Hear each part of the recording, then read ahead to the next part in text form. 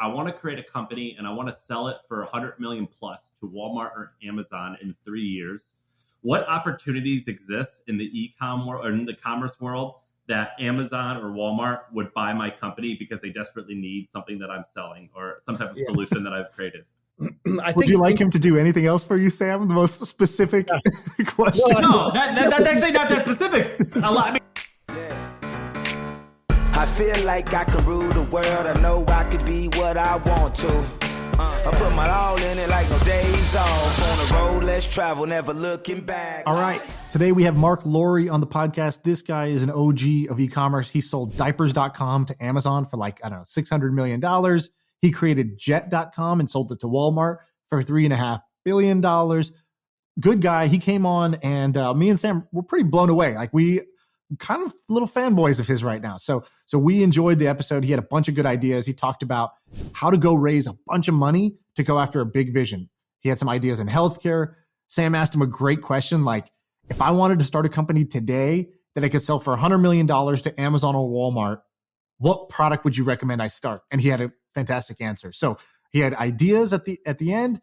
And at the beginning, he talked a little bit about his kind of approach to why he bought the Minnesota Timberwolves and how he's going to run the team, how he builds his team, how he hires people, stuff like that. So the beginning is more philosophy, the end is ideas. And he also had a great answer. I asked him, I'm like, when you bought the basketball team, you just send a huge wire? Just hearing those details are really interesting. But we do a whole long debrief at the end of this episode, which you might even find more interesting than the actual episode because it's always fun to discuss.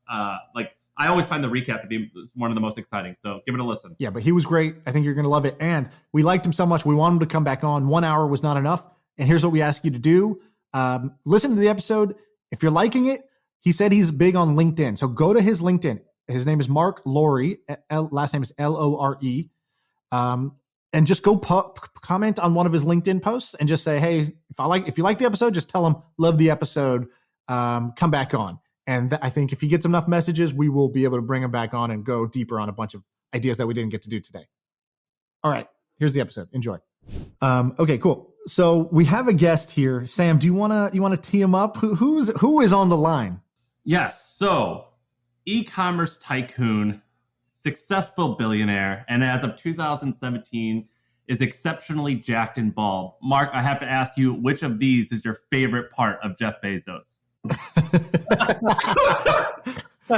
Sam's been polishing that one up for the last hour, I bet. No, Marc Lore, we have Marc, you've done a lot of stuff. You've started 4 different things, right? 4 different startups that have successfully exited. The most popular one is probably a few more that are in stealth that I'm really excited about. Maybe I can share a little bit about. But yeah, we want to learn all about it. But the biggest one was jet.com. That's one probably everyone knows. Before that, you did diapers.com, which you sold to Amazon for $550 million ish. That one might have been bigger because that was sold to Amazon very early, and Amazon appreciated a lot since then. So maybe that one, I don't know. You tell us which one ends up bigger. Is it the early one or Jet? I think Jet definitely. I mean, the Walmart stock doubled over the last 4.5 years, so that was a good one. Yeah. I got to thank you for that. When they bought you, I bought the stock because I was like, yeah, there's plenty of room to run here for Walmart e-commerce. And I feel like I was a part of the company. I won a little bit as well, just off the news. And then you also sold a company called the Pitt, which you sold to Tops. That was for 5.7, right? Back in the day. And prior to that, you worked in banking. But then before that, you were a runner. So I was a runner. I ran the 200 meter and 400 meter. What was your I ran high 21s for the 200 and 48s for the 400. Yeah, same with me. Almost exactly the same. Yeah, high 21s, high 48s. Exactly. Yeah, we're the same. I got slower as the distance went longer, and 400 was sort of long. I was better at sort of the 60 yard and 100 and 200, but yeah. What was your 100 meter PR? 1074. Wow. And was that FAT? Did they do 74? Yeah. Wow. Well, that's pretty. You're moving. I slowed. I didn't have the endurance to keep it up, in the 2 and the 4, but yeah. So you've done a lot of stuff. You've done a ton of you've done a ton of stuff in the past, but even the stuff you're doing now is also interesting. You guys made a bid for the Timberwolves, right? Yeah, it went through. So we signed the Congratulations. agreement. So yeah, we're just going through the NBA approval process now, and then hope to close probably in 6 weeks. And was that a dream? Like, I've had this dream as a kid, own an NBA team. That's the point of doing business. As a really small kid, it was like play professional sports. Of course, that's where you start. Every kid, you eventually realize, okay, it's not going to be that sport. It's not going to be that sport. It's not, Right. And then I was like, oh, maybe, it would be decathlete, and go to the Olympics and stuff. And I was like, okay, that's not going to happen. I'm like, all right, forget it. You know what? I'm just going to one day own a team. That's what I'll do. That's amazing. So that was the dream, and I was a huge sports fan growing up. Followed every sport, watched every game, was a huge Knicks fan. And then, I had 2 kids and, life happens and you sort of get a little bit detached from sports, but I love it. I'm excited to dive back in and have a reason to. It seems like I don't know, 10, 15 years ago, the sports team thing was like, you've made it.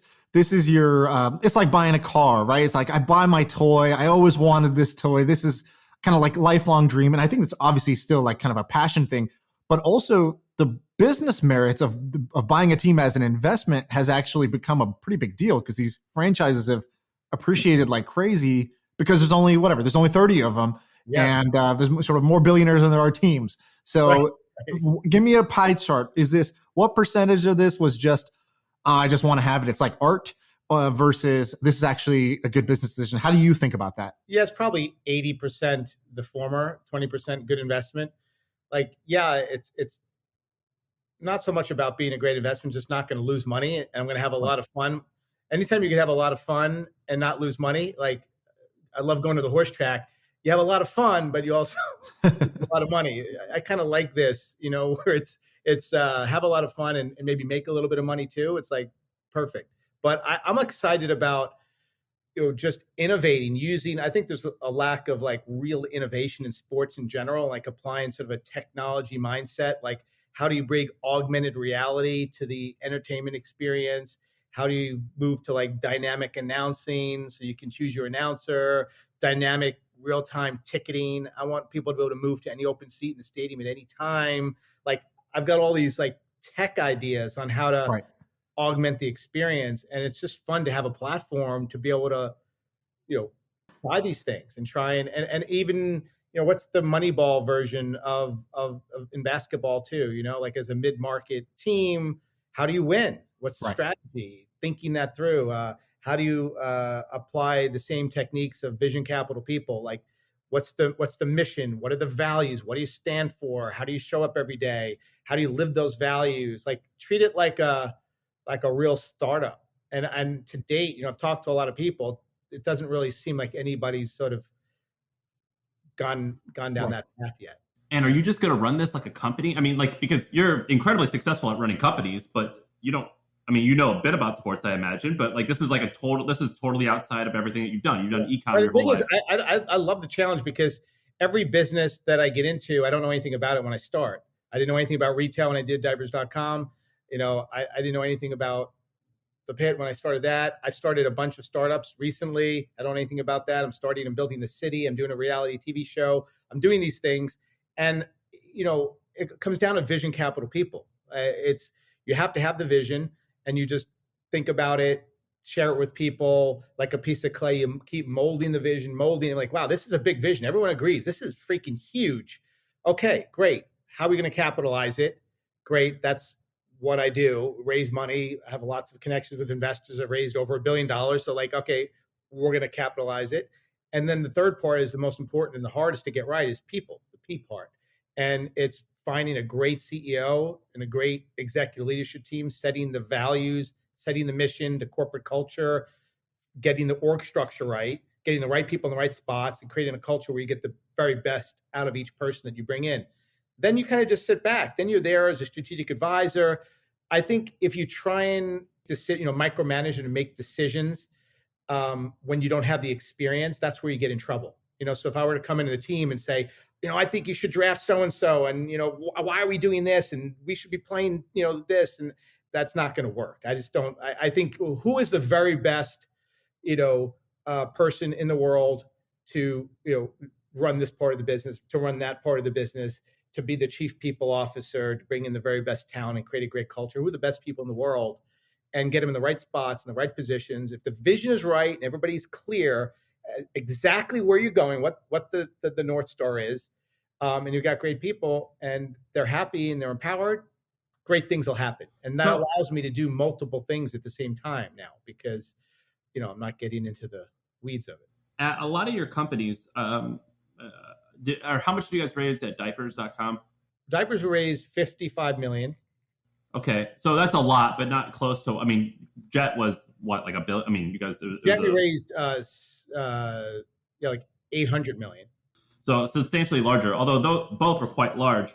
This idea of being able to hire the best in the world and being able to hire people to do a lot of the work that they specialize in. Could you have done that if you were bootstrapping your companies? No. That's why, we started, Alex and I, A-Rod just started a venture fund called VCP, Vision Capital People. We believe that there's a really big hole in the market for people with big visionary ideas to get a big infusion of capital early, like when they have nothing, so they can go out and hire the very best team in the world. I think a lot of startups, it's a little bit of chicken and egg. How do you get the capital unless you have the team? You can't hire the team until you have the capital, but you don't get enough capital until you prove it. And so you get $1 million, and then you get $5 million, and then you get $10 million. And each step of the way, you're sort of on a tightrope. Right. You're basically like, one little thing goes wrong, suddenly investors lose confidence, or you overpromise and under-deliver. Lots of things could go wrong. We basically say, no, Vision Capital People, you have a big vision. We know this could be a really big idea. We know somebody's going to do this at the right time to do it. Let's not undercapitalize it. Here's 10 million seed. Go out and hire the best team in the world. That puts you in a position to have the best shot of a really successful business. And if you got the best people, you got the capital, and you have the vision right, you're a player now. You're kind of like, worst case, you're going to exit this. Somebody's going to pick it up because you've got great people and it's the right time and it's a big vision. So what do you think when, so there's the case where Jet, where that clearly is what happened and it worked. And then you see like Quibi or something like that, raised, clearly successful people at the start, raised a bunch of money, raised $1 billion or so, more than that, I think. Big vision. Hey, we're going to, rethink Netflix for mobile, and didn't quite hit it. And they're burning a lot of money. So even though they raised a lot, their burn still left them with, I don't know how many months, the same sort of time, 2 years of runway or whatever it was that like a normal startup has. So how do you think about that? Do you think it's, hey, look, it's just a numbers game, it doesn't always work out? Or do you think there's something different in the strategy that maybe they could have done or you've done differently that leads to better results? Yeah. I don't know that intimately. Do you know the story? And I do think that's probably more the exception than the rule. I think, hey, listen, startups don't all work. So some of them aren't going to work. Do I think it had a higher probability of working because it was a big vision? They had a lot of capital and great people. Yeah, I think it does. Specifically why it didn't work. The only thing from the outside looking in was, were the most talented people in the organization fully committed and all into it? That's the only thing I wonder. I don't know. Obviously you had really talented people, but were they dedicating their life to it? You need somebody in these businesses that's sort of like, I'm running this business and dedicating my life to it. Doesn't have to be necessarily the person that's doing the VCP at the top, but who is that person? And do you have the right team to support it? So I don't know the answer to that. That's where I'd probably wonder. And so me and Sam talk about this a lot because, we think about, all right, what's next for us? We got some money in the bank. We got time. We got all these dreams about what we might want to do. And one of the paths is similar to you, where you, as an entrepreneur, you sort of can see these opportunities, and you can be the spark that helps start them, but you're not necessarily going to be the day-to-day operator in the weeds, maybe like you were with your first startup. Right. And some people like you seem to be pretty successful with this model. And it seems like it's dependent on those three things you talked about: having the right vision, shaping that first, getting the capital in, and then recruiting the right people. On the people part, take us into a job interview with you. So, obviously there's the standard stuff, you ask what they've. Let me tell you, I'm trying to calculate it, but over 1,000 people that I personally interviewed in my career. And I've honed over the years, and it's changed. My thinking has changed on hiring people, resumes. And I've gone from, early in my career when I first started, I just want to feel like I want to have a beer with this person. Right. And I realize how wrong that is. And people make that mistake today, and it leads to all kinds of unconscious bias and things like that. It's the worst possible thing to do. I spend an incredible amount of time up front on resume reading, which I never used to do before. I used to be like, hey, this person's great. Oh, they were a CFO. I'm looking for a CFO. You say they're great? Come on in, let's interview them. I don't listen to what people tell me necessarily about people, because there's always somebody out there that'll say something good about everybody. And so I kind of just discount that for the most part. There might be a select couple people that I really trust, that like, you work with this person, trust me, they're top 5%. Okay. Right. But that'll show on the resume. And so when I look at the resume, like, I'm looking for a demonstrable level of success in whatever they do. So I get into their mind. I start at the beginning when they graduate school, and it doesn't matter what school they go to, but they graduate, they go into a company. If they're there for a few years, did they get promoted? Like, what did the trajectory look like? And then the most important part, when they leave that company and go to a new company, is it something that a top 5%er would do?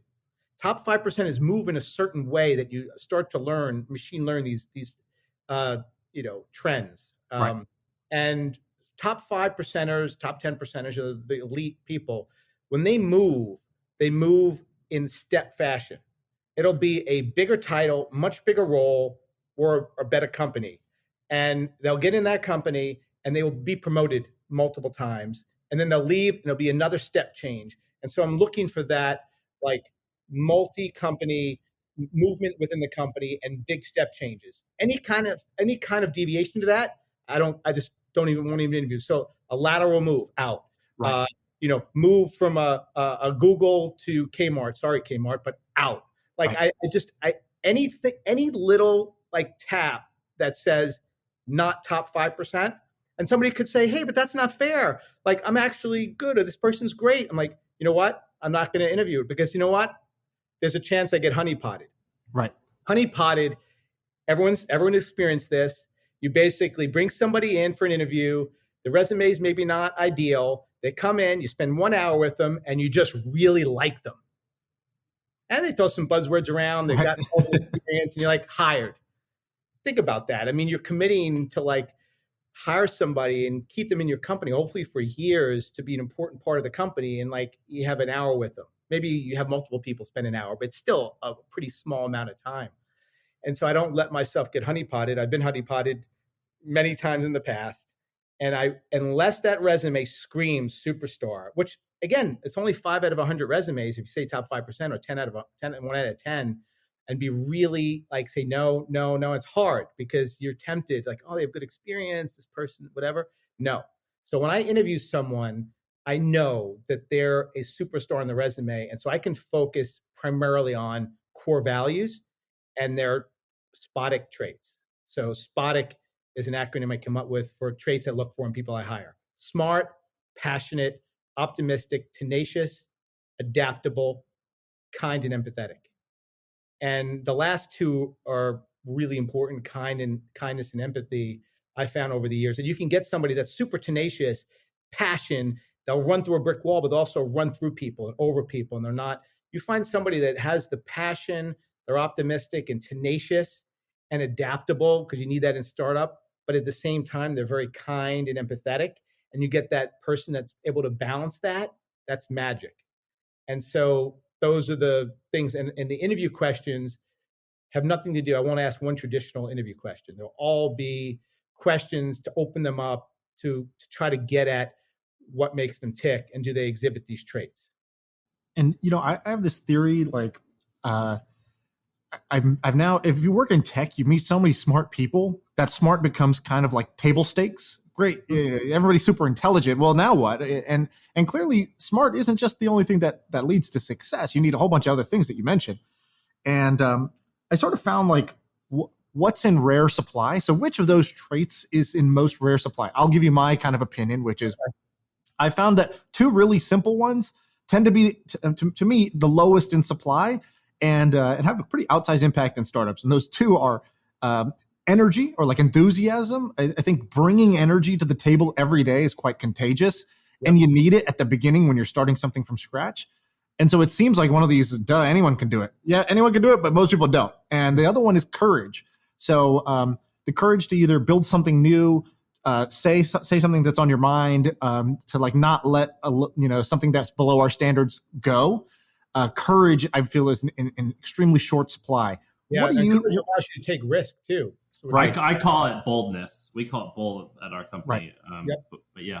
Do you feel like when you meet people, is there something you're just like, I wish more people had X? What is X for you that you feel like is in short supply?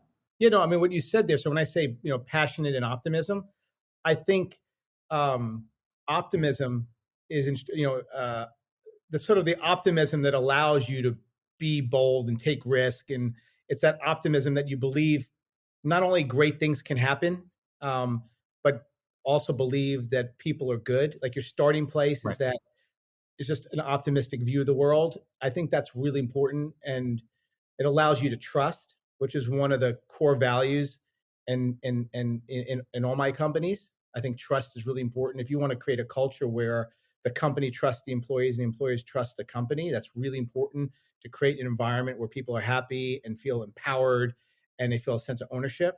Trust is, so I have this idea that, a lot of people say, trust, of course, trust, but verify. And I don't believe in the but verify. Right. I think you start out trusting people and until they prove otherwise. And it's very risky because you can get burned, but I've seen the power of the upside of trusting somebody before they've necessarily proven that they deserve it. It's incredibly powerful motivator. Right. And I've seen it in my personal life. I've seen it in business. People want to run through a wall for you when you're like, wait, you trust me, but I can burn you. But I trust you. Are you going to burn me? Of course not. You're trusting me. I'm not going to burn you. Right. That is an incredible value that I've learned. It's trust, transparency, being really open with your employees, not hiding, not secretive. Here's the cap table. Here's the rounds of financing. Here's the numbers. Here's all the information you need. I'm an open book. What do you want to know? Like, there's no secrets here. You work at this company. You're an owner. You have stock options. Trust, transparency. And the other one is fairness.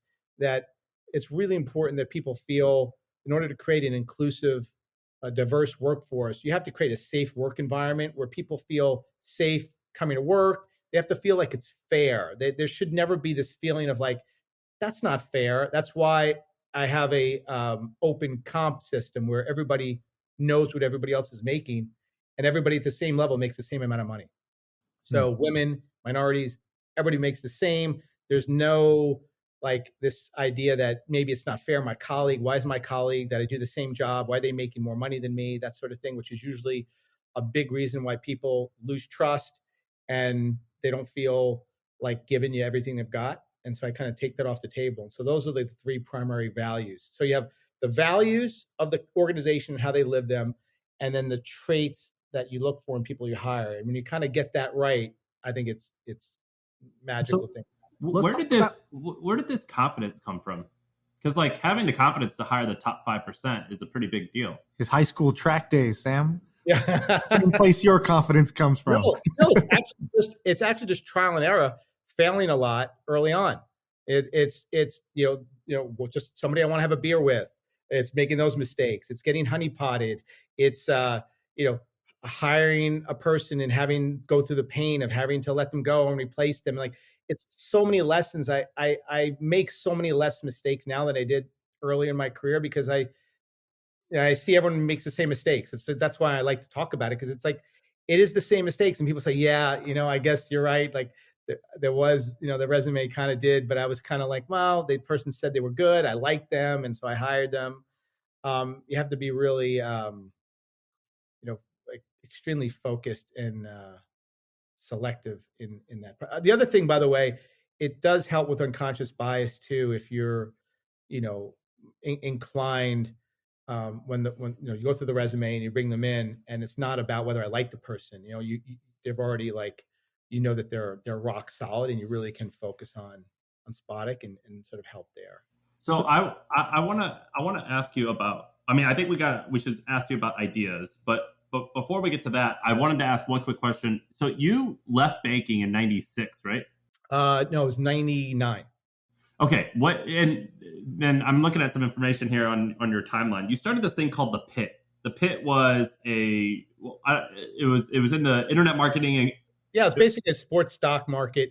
We used to avoid gambling. We used the baseball card as the proxy for the athlete, but it was meant to be a sort of sports stock market where you buy and sell players like stock. And you sold that for like $6 million. Yeah, that was right after the whole NASDAQ crashed in 2000. I don't know if you guys remember, it like went down like, I don't know, 80% or something. And yeah, there was no way to raise any venture money. And we only started it maybe 10 months earlier. And we raised 5 million and sold it for 5.7. And everybody's like, yeah, do it. This is a great exit. And we're like, okay, well, we'll do it again. That's great. We'll sell this and get the next idea. That's what I was going to ask you, is how you could sell for $6 million after such a short amount of time. But I guess the answer is, well, because you raised a fair bit, at least for a $6 million exit. I think it was just the Tops at the time was interested in the people that we'd hired. We hired a great team. We had a vision for what we wanted, and they were there to provide some capital. So yeah. So let's talk about some ideas that you would need optimism about now, right? So I think we could talk about Jet, for example, like take some courage and optimism to go after that prize and basically compete with the empire of Amazon. But we'll come back to that. I want to start with, where do you need to be optimistic today? What are you optimistic about? What ideas are I know you've talked about startup cities. I don't know if that's the one you want to talk about or if you have some others. But let's shoot us some ideas of what you think is exciting that you're optimistic about that maybe the whole world isn't, it's not proven yet. Mm-hmm. I mean, I tend to gravitate more towards B2C businesses, business to consumer. I just like consumer businesses. And I think it's easier to understand some of those businesses than sort of more like if you were like a biomedical company or something like that, it's harder to wrap my arms around. I think there's more. So most of the ideas and things and thinking I do is in the B2C world across lots of different industries. I've made a number of investments and I'm involved with a few companies that I'm really excited about. One is Archer, which is basically they're like passenger drones. So I think it's like basically an autonomous electric helicopter that basically flies passengers, around. It's safer than a helicopter. Was this a SPAC that you did? Yeah. Gotcha. It did a SPAC a couple months ago and going through the SEC process now. That's crazy. Super excited. That was a great VCP. So the two founders, came over, actually sit on the couch right here. And they said, we got this vision for these flying cars, these drones that carry passengers. It's the right time. This is why it's the right time, Mark. This is how big the industry is going to be. This is why it's going to work. This is why the technology is right. And I was really taken by the vision. I thought they had it nailed. And they said, hey, we need 5 million now. We're going to hire the best engineers in the world. We're going to take them from the best companies. We're going to go raise 50 million and build the state of the art, the latest and greatest of these aircraft. And I thought the two founders were exceptional. So great start to the founding, to the P part of the VCP. And I thought, okay, I'll give them the 5 million and I'll help them, hire this team, and I'll help them raise the 50. And then you're on your own. Right. And that's what we did. I put 5 in. We helped helped hire the engineering talent, helped them raise 50 million. And that was 2 years ago. And then they just raised $1 billion through the SPAC. And so now it's a 3.7 billion market cap or something. And it was really an idea on this couch 2 years ago. But it shows you what I was saying before about, rather than going through this process of like seed, can't hire the great team, the chicken and egg thing. It's like, here's 5, and let's get the team and simultaneously go and raise 50. So very short order, they had $55 million and they had the best team. And I do think they've built the very best aircraft in the industry right now, and they're on their way. Like it's a massive TAM. And so I'm looking at opportunities like that. And I can tell you some other ones too. Yeah, go. Yeah. Well, another one that was in the news is basically mobile kitchens. So looking at the trends in food delivery and millennials and Gen Z not wanting to cook and want food delivered and things, I just saw that, it sort of takes a long time to get it delivered. It's inconsistent. The quality suffers in transit and it's expensive. And I thought, if you can solve those 3 things, and how do you do it? Well, what if you cooked in a mobile kitchen? If the restaurant basically came to you and it cooked in your driveway, hot, much faster because the trucks are already on the road, and so they're likely just minutes away. And so I made a pretty big bet on that company, and it's still in stealth mode, but I'm really excited about it. I think there's how's that different than a food truck? So it's a mobile kitchen, but it's for multiple types of food, or how does it work? Each mobile kitchen is a different restaurant, different cuisine. Okay.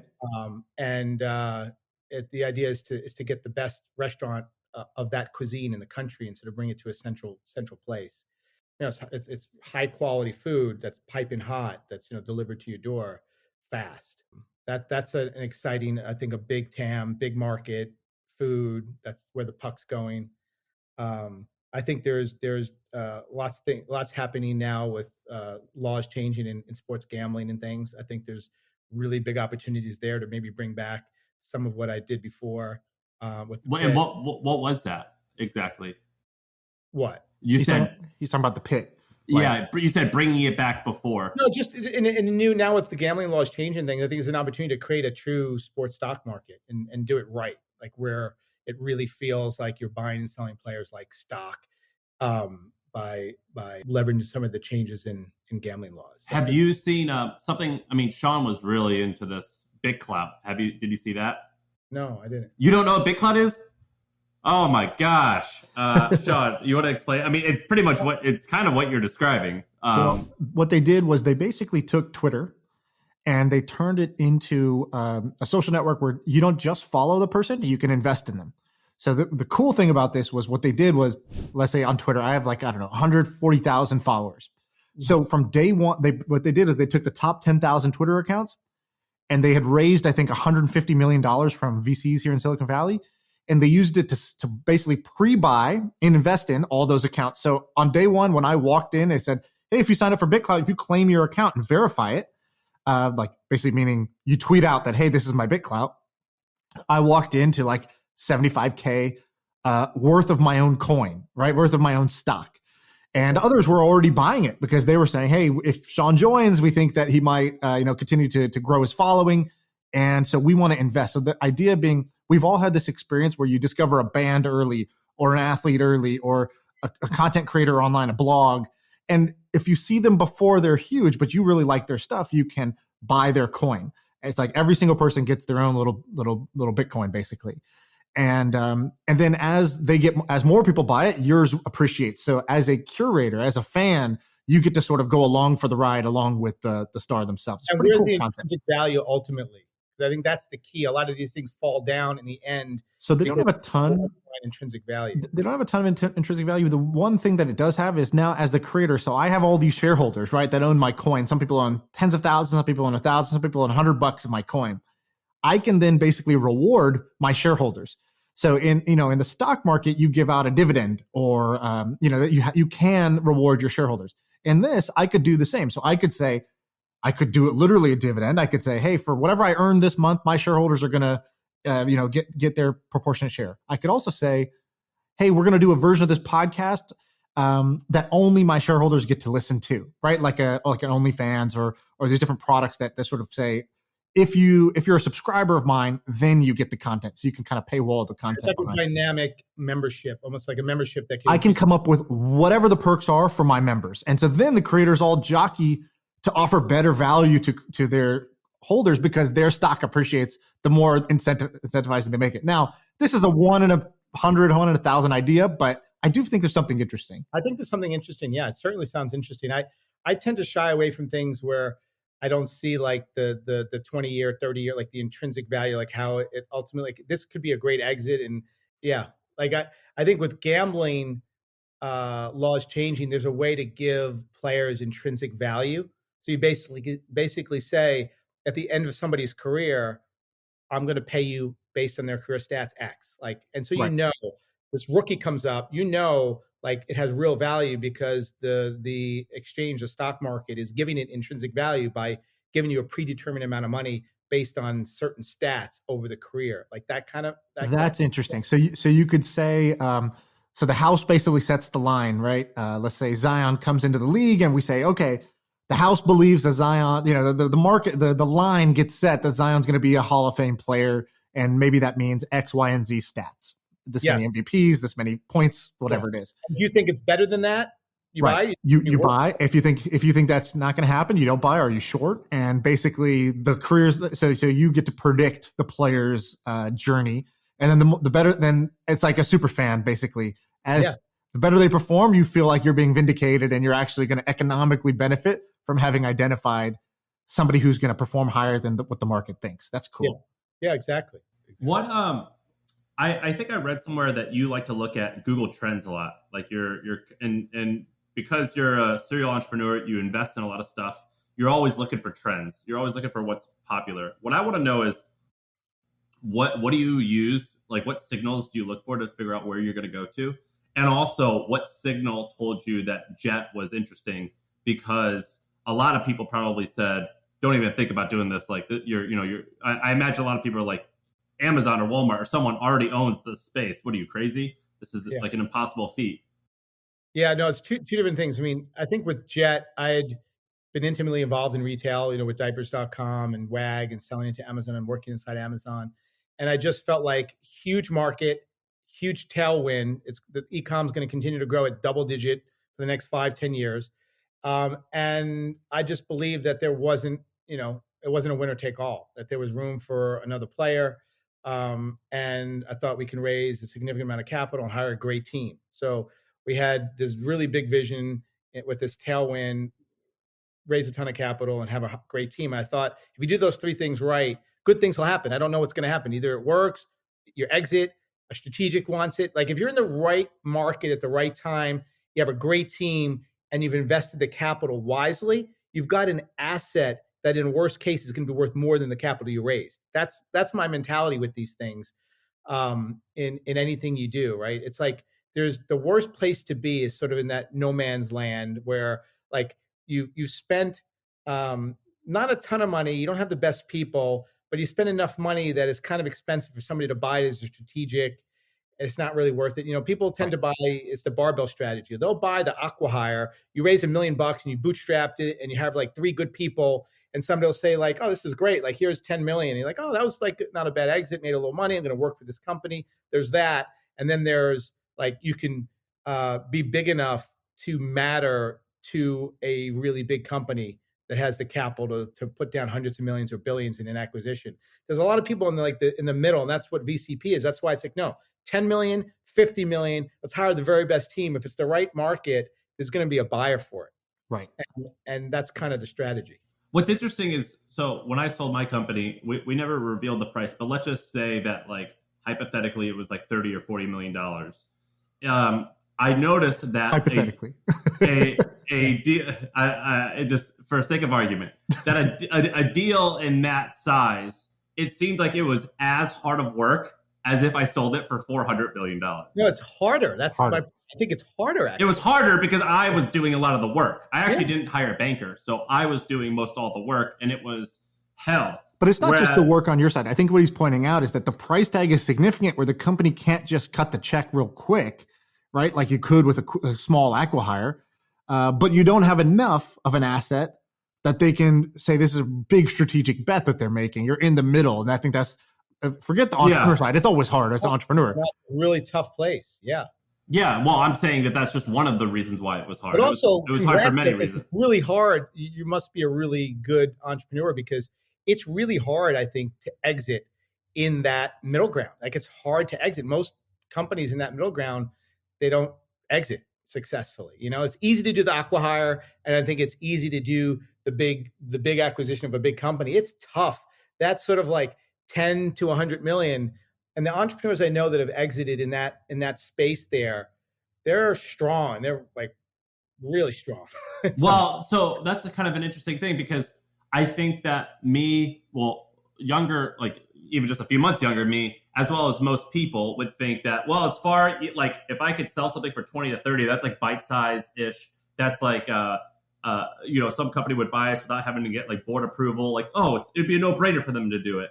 And what you're kind of saying, and what I experienced a little bit, is it's actually probably easier to be a little bit more audacious and raise money and go after it. Or I would actually say the other way around, it's easier to do that. Or if your goal is to build wealth and have a good life, it's probably best maybe not to raise any money. and never sell and just try to build the company over a long period of time. That's but let's say you were you, but you don't have your brand name, right? So let's bring you back. We give you youth, but we take away your reputation, right? So we're going to take you back. You're 21, but you don't have the reputation, but you do have the same sort of mindset that you have today. You have the same knowledge, let's say. What spaces would you be going into? And would you also be trying to do the same type of bet? Like, do you think you could raise the large amount of money just through charisma and hustle and vision without having the reputation? So take us through a scenario. What do you think you would be interested in working on or building if you were 21 again today without the reputation? Yeah, no, it's a great point. And I think, early on, and a lot of people I think share this, you feel like it needs to be something like really original or something nobody's thinking about and nobody's doing, or something niche, or and that's kind of what it is. It's niche, and the venture capitalists are like, nah, it's not that interesting, and I've learned that it doesn't need to be something like niche or super inventive. It could be just find a really big TAM, like just say something like, okay, healthcare. Okay. Right. And what's a really big idea? Like, where's the puck going in healthcare? I would study where the venture capitalists are investing, what types of companies. I do the research, like where is the money going? Follow kind of the money, because that'll kind of give you some idea of where some of these trends are right now. And with artificial intelligence and telehealth and things, there's like a lot of money pouring into that. So I would look at the landscape. I'd study the different companies, who's getting funded, who's doing well, and think about, is there another angle? Is there something not like inventive or super original, just like a little hook of something different that's not being done, and put together a big vision that requires ultimately hundreds of millions of capital, and work backwards from that and say, okay, that we think this is going to be a multi-billion-dollar opportunity. We're going to, start with 10 million. We're going to hire this great team. Here's the vision. Here's how we're going to get there. Work on that plan and that pitch deck. I'd spend hundreds of hours on that deck and on the vision and mapping it out, and somebody will bite, because it's the right time. It's the right space. If you're really good and they feel like you've got something and you've got this big plan, and there's a good chance you'll get that $10 million seed check to go hire a great team. And you've talked about where's the puck going. Give us more. What are some other spaces? So you talked about food delivery, and you talked about what the next evolution of that might be. The restaurants on wheels, that solves a bunch of problems. You talked about transportation, right? Huge TAM, flying cars. That might be where the puck is going. We see that Google funded, Kitty Hawk, and Uber was working on it. A bunch of people were working on this. Maybe there's something there. I'll give you a couple more. Yeah, give us more. So one, I think conversational commerce. So in retail, I think the next big step change is the idea that you would use text and voice to order anything you want in a very conversational way. So imagine, talking to someone that is as knowledgeable as the most knowledgeable person in that area on the showroom of a specialty retailer. You want to buy a TV? It's like you're there at Best Buy talking to the TV expert, right. And you're just conversing, and somebody at the same time who knows you as well as your best friend. So hyper personalized, this idea of getting a one best answer.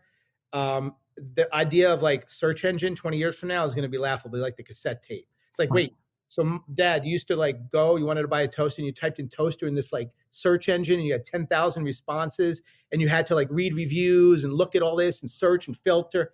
That's not the way it's going to be done. You're basically just going to say, hey, I need a toaster. How much? I don't know. What's a good amount? $200, you get a great toaster. Really good. Okay, great. Want to make a recommendation? Boom. Buy it. And it just ships it, right? Like, it's going to be very conversational. And we talk a lot about personalization in retail, but nobody's even close to doing it in a way that it's going to be done in the future. And I think voice requires one best answer. Otherwise, voice doesn't work. You can't give you 100 things. It's voice. It's got to be like, if you were asking your best friend, hey, like, I know toasters, like, what should I get, man? Like that kind of thing. It should be very on point. Who's doing this now? That's exciting. I like that one a lot. What companies are doing this now? I mean, there's a lot of companies that are like, again, early stages of it and stuff, but there's nobody, again, that's, if you said, like, who's got the world-class team, who's raised, significant capital. nothing. But is there a product I can go look at and be like, oh, I get it. I understand what he's getting at. Like, I understand why Mark is obsessed with this. Yeah, I mean, we had something called Jet Black when I was at Walmart, and it was basically this for New York City, primarily parents, and it was gangbusters. I mean, it was like, people stopped using Amazon Prime. They just dropped it. It's like all the shopping, the entire wallet share was given to Jet Black, and it was multiples of what they were spending on Amazon. It was deep into the tail. It was everything. People loved it, and it was a great test. It was very expensive because in order to get to see the conversations, you need to see a lot of conversations to have it automated. So in the beginning, you have humans in the loop to sort of bridge between the time that right. There's the AI. Past tense, did it go away or that still exists? No, it went away. But gotcha, I think it was expensive. Yeah, it was expensive, and there just wasn't the right time for Walmart. Right. But I think in a startup world, yeah, I think it's totally different because Walmart maybe doesn't want to invest hundreds of millions or billions, but a startup totally different. It doesn't hit your income statement. Everyone gets the gate, knows it. You put capital to work and you build something great. So there's that. I think in healthcare too, I think like things I was talking about with telehealth and all this stuff's coming together. I think the idea of like people taking control of their health with home diagnostics and things. Yep. Like there should be a dashboard that exists. You can look up, I put in my name. Okay, Marc Lore, here's my dashboard. I've got a number of gadgets in the home that I do on a weekly and monthly basis. Like you brush your teeth twice a day to take care of your teeth. What are you doing every day to take care of the rest of your health? Like you don't do anything. Yeah, there's all kinds of devices and things, monitor, a little prick of blood and monitor blood sugar, do the blood test once a month, get all your things in there, look at the trends of what's happening with your PSA. Do you have this issue? And then basically the machine learning and through all the data to be able to see like, okay, you should see a doctor here. You should do this then. You should do this. So here's the probability of dying at this age. Here's the heart attack risk that you're running. Your cholesterol's too high. If you get it down, here's your probability of heart attack comes down. Like sort of make it more transparent. Right now, it's like this black box. You go to the doctor once a year, do some tests and whatever. Like it's just kind of like a black box. Like, oh, here's some medicine for your cholesterol. You don't know what's what or why or how it impacts your odds and like whether you should be really worried, a little worried. No doctor will ever give you probabilities about anything. There's no diagnostics. It's like you have to go to the professional. There's no home stuff. I think all that's going to change in the future. I do think people are going to like really take control of their health in a completely different way. And they're going to be doing things other than brushing their teeth to take care of themselves on a daily basis. I just had a daughter, and I feel like when she's my age, she's going to be like, Dad, how are you even alive back then? You didn't know what the hell was going on inside your body. Now we have this thing that we wear that tells me everything that I need to know. I know when I take a bite of this, my blood sugar goes up or down, and I know like how stressed I am. I know, I think it's going to seem like cavemen how we operated today. I agree. There's got to be certain things you get tested at certain times. My daughter had celiac disease. We didn't figure it out until she was 9 years old. Like it's not that rare of a disease. Like some doctors should have been like, hey, here are the things you do. Here are the probabilities of what's what. And, these are the tests you need. I was asking my mom. My mom has celiac as well. And she found out when she was like 50. And she's like, yeah, as a kid, everyone was like, oh, I don't know. You just have an upset stomach all the time. She's like, I'm a kid in India. I'm sure I had this my whole life. It's just like nobody ever knew. And I was like I never gained any weight because I couldn't like process any of the food I was eating. It took till I was 50 when I found out. Exactly. Everyone should have genetic profile. That changes your probabilities based on genetics. Everyone should have that. There should be, tests certain times that influence your odds and probabilities in certain ways to, structure everything that's more organized. Like right now, it's not organized. I don't know if you guys feel that. I feel like it's not organized at all. Yeah. Well, you got like a Whoop and then an Oura Ring, and then I have a smart scale. I've got like a continuing glucose blood monitoring. I've got a smart bed. I've got like 18 different smart things, but they are quite siloed. Yeah. But they don't actually tell me the answer. They just, they don't actually say like, this is what this all means. Yeah. Maybe they'll say like, you're extra stressed this morning, sleep more or don't work out as hard, or your body fat is too high. But it's kind of limited to like pretty high level stuff. Yeah, it should be way more structured. You should be much more in touch with it. Like sleep apnea is another thing. I don't know. So many people struggle with this. They're like all these things, and the doctor doesn't just say like, it takes a long time before the doctor's like, you should do a sleep apnea study or something like. Totally. There's things that you can have devices that are listening near your bed that can know. That sounds like. Well, I always thought it was weird. Like do this. A lot of cancers are cured or are okay. Like if you can get a certain type of cancer and be perfectly fine so long as you catch it early enough. And it's kind of outlandish and archaic that like you can have a cancer and not know for many months or a year. It's like, what the fuck? Years. Like, many years. Yeah, you could have known this like instantly, and that's kind of like crazy to me. Well, MRI, by the way, there's MRI scans that you do a whole body scan and they detailed look at, anything cancerous and then stitch it together. Every year you do it and you can see micro changes and things that exist now. It's just not made available to, the people because of the cost of it. But nobody even has the option of even knowing that that's available, that I should do that. You could imagine like a system that basically says, hey, here's the probability of cancer. You can take this test. It's a couple grand.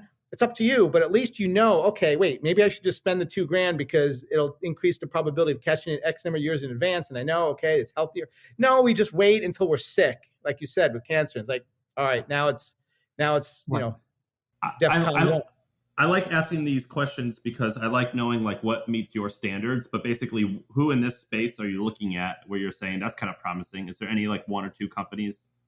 Yeah, I don't, I kind of, maybe I should more, but I really spend a lot of time just thinking about like a complete, sometimes if you know too much about a space, it's hard to clean slate and invent because you're kind of like get tied too closely into what people are doing. So I like the idea of just thinking about it through the lens of a consumer on what is, these trends are happening, telehealth, AI, these trends are happening. And then how do you stitch it all together? That's just thinking, sitting and thinking every day. Like, what's the big idea? And when it's really big, you do know nobody's doing it. And then you can reverse engineer and go back and say, are there any people that are working on certain things that could be helpful to it? But you got to go so big that that nobody's playing there. And that's where I think the opportunity lies. It's like, yeah, it's going to need billions of dollars to pull it off. You're going to have to prove it in a small area. It's going to be very expensive, but then when you prove it, it extrapolates out to $1 trillion business, like market cap opportunity. Let's say, yeah. Go ahead. So yes, I couldn't tell you, like, I'm not like tell you all the different little components that exist right now. Something that you said earlier was basically you kind of like were reverse engineer a little bit from like, you'd be like, I'm going to find where the money's going, then I'm going to build this deck and I'm going to raise money and then go build the thing. What's something that, let's say that I said, Mark, I want to create a company and I want to sell it for 100 million plus to Walmart or Amazon in 3 years. What opportunities exist in the e-com world or in the commerce world that Amazon or Walmart would buy my company because they desperately need something that I'm selling or some type of solution that I've created?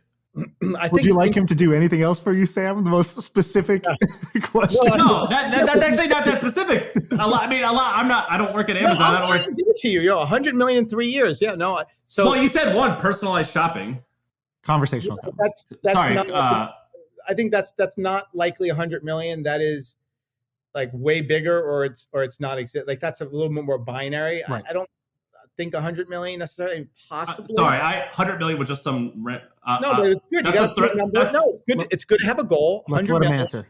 3 years. I think it needs to be a sort of a niche technology that's where the puck's going. That's going to be helpful to differentiate. It's going to be something. 3 years is fast, so it's going to have to be tech more than having shown real market traction. But it's going to have to be a technology that's probably hard to build, that involves AI. The thing that comes to mind would be like fit analytics. This idea that you're going online and you're buying, a dress and being able to see it fit on you without having to get it delivered to your home. Return rates on apparel are 40%. It's very expensive for retailers, and it's a pain in the for people to buy stuff, bring it, try it on, have to send it back and things. So the idea that my body dimensions and use artificial intelligence to know the inside dimensions of the garment, to see exactly how it's going to lay in my body without having to try it on, to cut down return rates dramatically. There's billions of dollars that you can save retailers there. And apparel is definitely an area where there's a lot of focus. And that's just one example. I don't know, off the top of my head. I love that. That's a great answer. That's a great answer. I saw this guy in Japan. He's a billionaire entrepreneur, and this was his third or fourth swing. But he created a suit that had these dots on this black suit, and he would send you this bodysuit for $20. And these white dots on this black bodysuit would, in a video game where they motion capture you. Yeah. That's what it was, and the camera was able to tell differently than if you weren't wearing this suit, and he would use that to try to upsell you on proper fitting clothing. I saw that. It never went anywhere, but I was like, oh, that's kind of an intriguing listen, idea. For every idea out there, there's hundreds of people trying it. That's why it's never really about the idea. It's about execution. It's about VCP.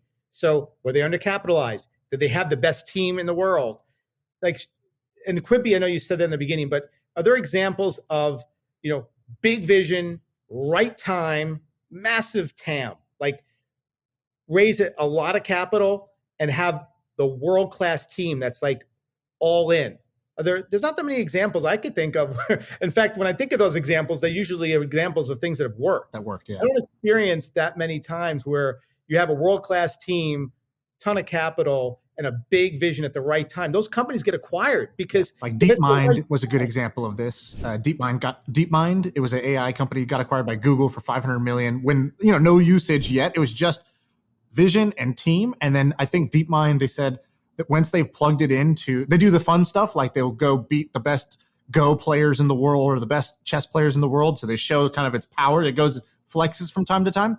But they also apply it to the Google AdWords machine learning. And I think it's generated incremental multiple billions of dollars already for Google just on the slight optimization of AdWords. And then on the other side, you have Magic Leap, where Magic Leap would probably be the current example of raised $1 billion, huge idea, looks awesome in the demo, but they haven't executed it well enough where it actually works. Yeah. Or you could argue also a little bit early. Yeah. That same exact company, today going forward, right, could be a totally different game. So it is kind of interesting. It would be great to map out VCP against companies that have worked and didn't work to see what the hit rate is. Right. Sorry, guys, I'm realizing I have a 4:00. Yeah, you got to run. Okay, where should people find you if they want more? If they want more, plug how people can follow you, find you, contact you, whatever you want. Yeah, LinkedIn is my primary, where I'm putting out a lot of business advice and things like that. So I would do LinkedIn. I just recently, finally, just launched Instagram and start becoming more active there. But LinkedIn is probably the best place right now. Yeah. All right, Marc, this was great. Thank you for coming on. All right, thanks, guys. Thank you. It went way too fast. Yeah, it was good, but it ended quickly. I had so much more we could have talked about. I had so much more. I think we should actually hit him up and be like, dude, after this episode goes out and he gets some love, we should ask him to come back because I need a part 2. I had 5 other things. I had so many questions. He seems like a great guy. He's really charismatic. I get why. I understand why he's successful. He would be describing an idea off the cuff, and I'd be like, you know what? This makes so much sense. I would back you to the hills. Yes, this makes sense. I could see why he's been able to raise so much money. Yeah, I asked that confidence question because he just oozes with charisma and confidence. So let's talk about, okay, so first, I really loved that conversation. I thought it was great. I agree. I thought he was great, and I thought he made for a great guest, especially the second half. His setup was bad. I cannot stand when I think he was talking to us just on a phone or a laptop. With someone who's so successful like he is, why do they not have awesome Zoom setups? Yeah, it's crazy to me. But I think they're just on the go all the time. So they're I don't even hold my phone. This woman holds my phone for me. And, I just sort of speak out loud. I don't even type anymore. That's my wait, Abreu just said he doesn't own a computer. I think he was honest. Is that true, Abreu, or are you just bullshitting in the chat? That's what I was told. He doesn't own a computer. See, that's what I was saying, dude. I knew it. I knew he's in that ultra rich. Wait, So there's the mega rich. So the most rich is they don't own a computer, nor do they even touch a computer. Their emails get printed out for them, and they either handwrite or just say things out loud, and people go relay the messages. I think he's one notch below that, where he doesn't own a computer and he just does shit off his phone. That's weird to me. I mean, not weird because, I mean, if you're a baller, go ahead, ball out. But like, what if you just want to type a long essay, or if you want to, or if you want to just like, clubs like us can't understand the feeling where you don't need to type nothing ever, or you just want to like search the web and like go on Reddit. Like, it just seems like easy to have. Dude, if you took my computer away, forget the work. I would be so bored. I like need to like, browse the internet. Yeah, that's crazy. So he doesn't own a computer. That's pretty cool. Yeah, the guy's awesome. He had a few really good ideas. I wanted to ask him. So he sent us these notes ahead of time, and he said this thing about the difference between 1 million and 1 billion. And I was like, oh, come on, I'm dying. We got to save it. Yeah, I wanted to know what he was going to say. I think we slow played it a little too much at the beginning, and just as my fault. I should have gone into one of these. But okay, so a couple of things. So here's my takeaways. Here's my I don't usually do takeaways because I don't think it, I don't know. I just don't bother. Usually it's not like I really learned so much that I really want to do takeaways. I was just kind of entertained. But in this, I actually did have a few takeaways. I thought I'm just going to rattle them off. Insight number 1, the barbell of selling your company. It's very easy to sell at the small end, and even at the high end. The hardest path is actually that middle ground where both of us actually sold our companies. And I think that that's true. It feels very true from my experiences, and I've never heard anybody like kind of say it out loud. So I thought that was a good insight.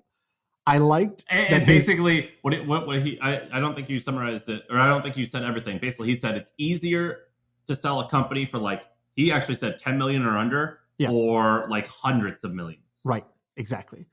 And the reason why is, the small one, you can kind of cut the check just on talent.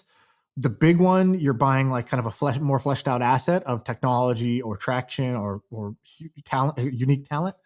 And in the middle, he's like, you've usually raised enough money where like your asking price is too high for them to just do it without blinking, but you don't have enough proof and enough of an asset that they can like justify a big strategic purchase. And so that's actually the hardest one. And I think he was hinting at something that I think is true, which is that entrepreneur who's done that is the most dangerous entrepreneur, because they have enough money where the next thing they chase, they're going to go bigger. But they didn't get enough where they're just satisfied and going to go chill on the couch or on an island somewhere. And they've been through it, but they're not done. And I think that that's what he was kind of saying, which is like, those entrepreneurs are the ones you want to bet on. I also, when I invest, that's like a great signal to me, is when somebody has had a small win under their belt. Or a medium-sized win, I should say. Yeah, I had Andrew Chen, very successful Andreessen Partners, said he said the most dangerous entrepreneur is someone who's somewhat wealthy enough that they're set, but they have a huge chip on their shoulder. Exactly. And he goes, for example, Travis, before he started Uber, he had Red Swoosh, which was like a kind of tens of millions win. Ev Williams before Twitter, he had Blogger, and that was a good win, but went for more. And there's a bunch of examples. Mark Cuban did the same thing. Right.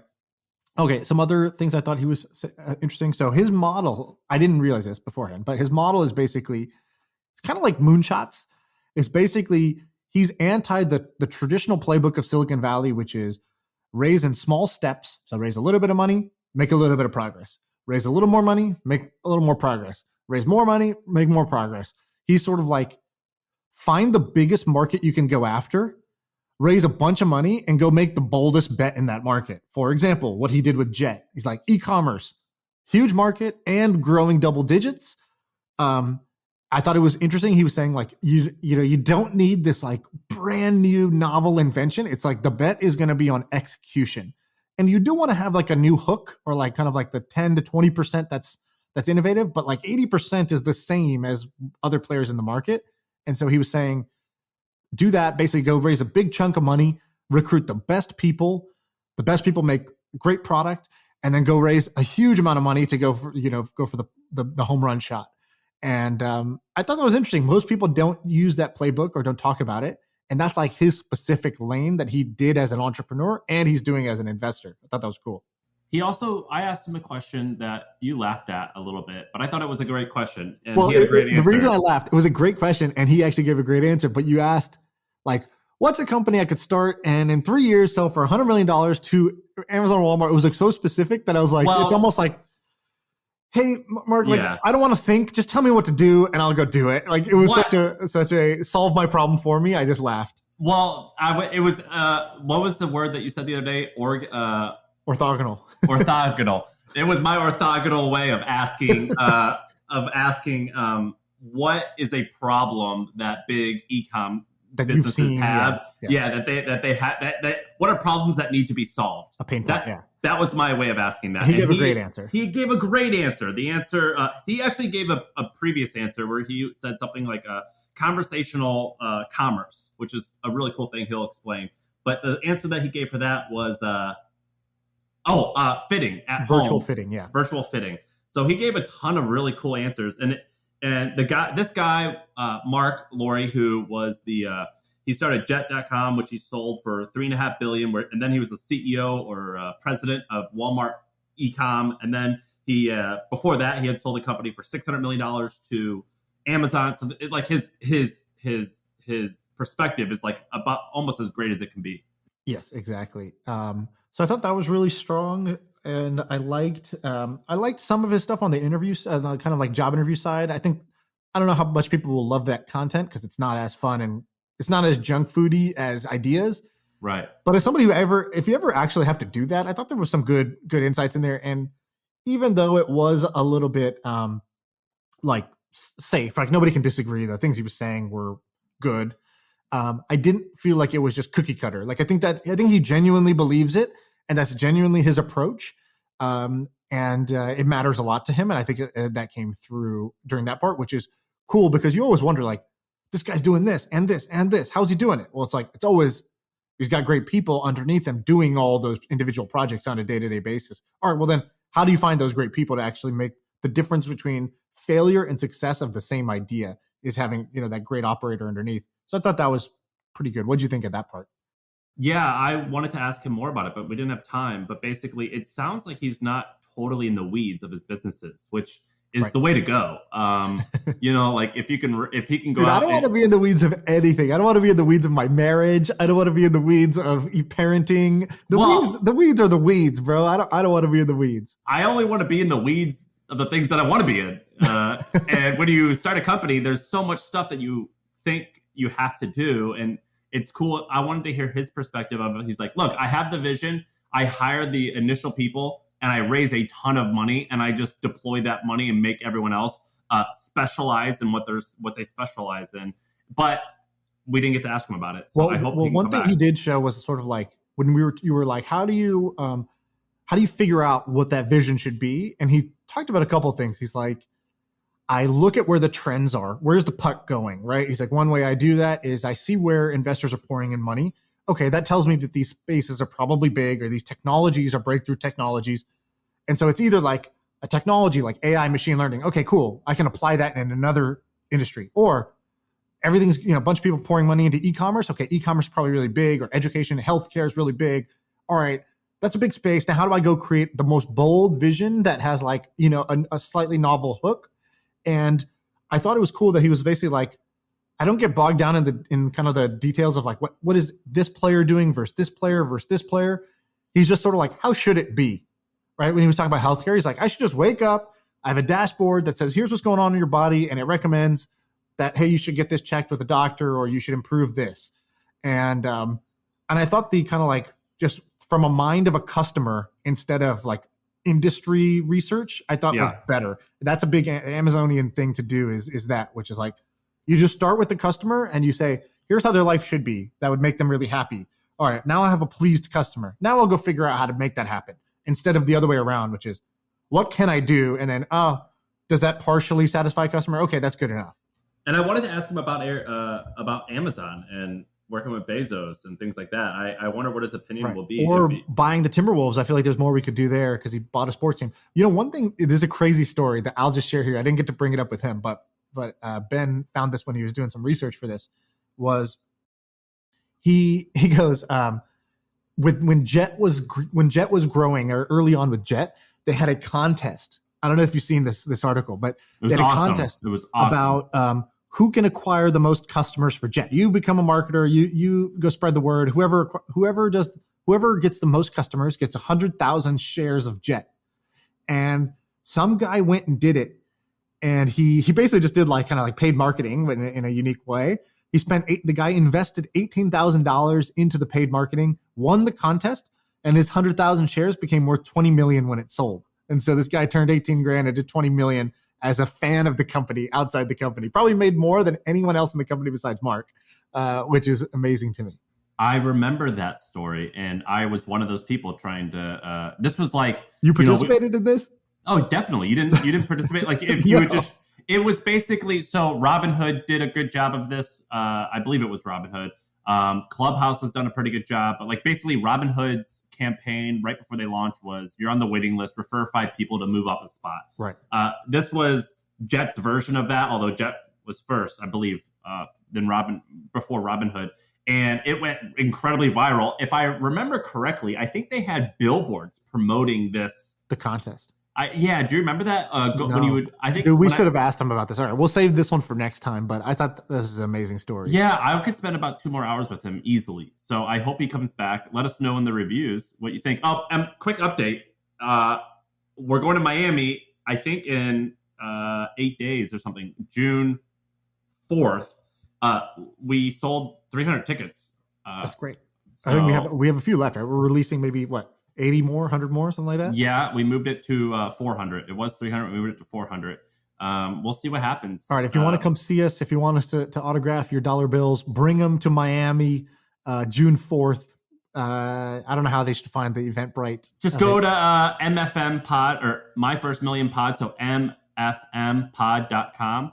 And put in your email. We'll email you the details, right? Yeah, and there'll be a link on there. If you go to mfmpod.com. And also, if you just follow one of us on Twitter, you could definitely see the links. We're promoting it.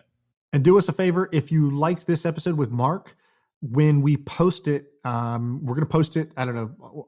I guess go on LinkedIn, and I want to shower him with love of people being like, "Dude, this was great. Come back on," and then he'll come back on. So we need to game LinkedIn a little bit. I might have to dust off the old LinkedIn password to go and because that's the thing when guests come on. I've consistently heard this from the very beginning of this podcast, which is, dude, I get way more messages about this podcast than any other podcast I've ever been on.